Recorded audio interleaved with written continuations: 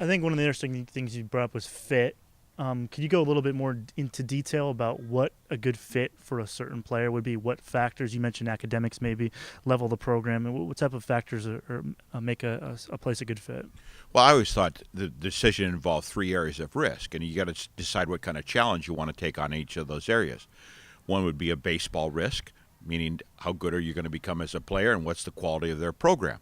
How many, you can kind of correlate the quality of program with how many times they make the playoffs and how far they advance in the playoffs. And if you go back a decade and look at that, you'd probably have a real good significant group. If somebody's gone to the playoff 10 straight years and gone to the Super Regional and the World Series 5 of those 10 years, you're going to have a lot of kids that want to come into that environment and play. On the other hand, if you have a school athletically that hasn't made the playoffs, there are not going to be as many people interested into walking on into that situation.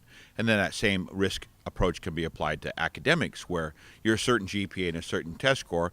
What is the norm for that student body? Doesn't mean that you can't do the work there, but if you're going to be in the bottom 5% of the class, then you have to ask your next question, are you going to never miss a class? Because if you're going to be in the bottom 5-10% of the class and decide to skip away from a few classes, and remember, mom and dad's not there to wake you up to go to class anymore. So you got to be pretty disciplined to say, if I'm going to show up every time, then chances are that you're going to make it. I always felt like, you could get a B in most classes if you went to every class, sat in the front of the classroom, engaged in the class, and saw the professor sometimes out of the classroom in his office hours.